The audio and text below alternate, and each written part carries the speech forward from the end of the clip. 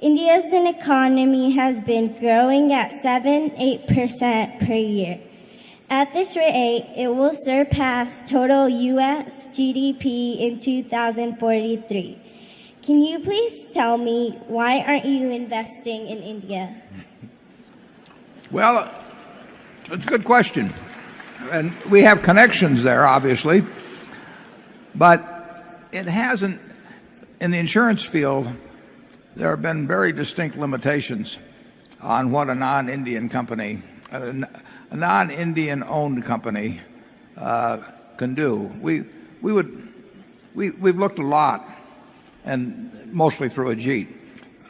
We've looked a lot at the possibility of being in the insurance business there. And actually, as of yesterday, I agreed next March to go to India because our ISCAR business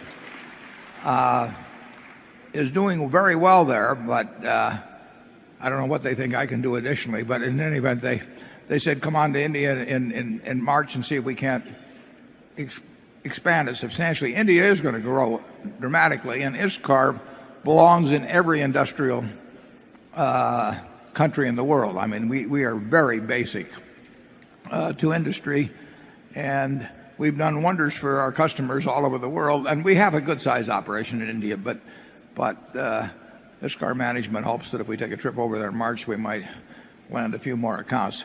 We do not rule out India, believe me, in looking at either direct investments or marketable securities. In fact, POSCO, Charlie can describe the POSCO situation better than I, but they have big plans for India. Charlie? Yeah, the one trouble that India presents is that its governments tend to have a fair amount of paralysis, endless due process, endless objection.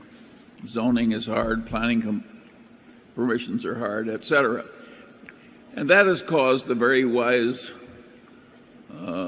founder of modern Singapore to say that China is going to grow much faster than India because their government causes less paralysis. So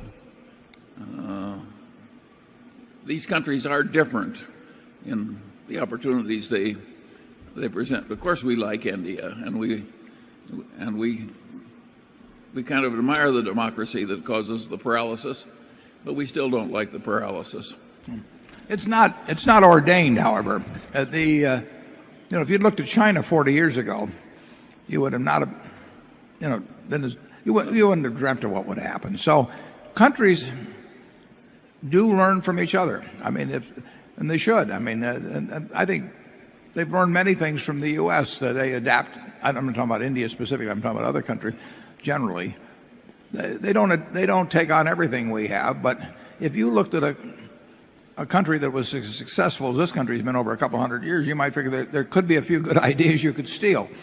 And I think that you're seeing that around the world, and maybe they can improve on us. So I don't think I would feel that any impediments to growth that existed now are necessarily ones that have to be permanent.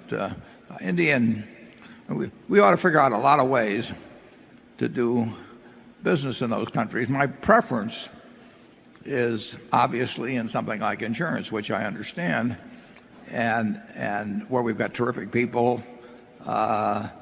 Both China and India do limit us right now quite significantly in what we can own of a company. And I really hate to take some of our managerial talent and put them to work for something we only own 25% of. I'd rather have them working on something we own 100% of. And so it will depend on the laws, but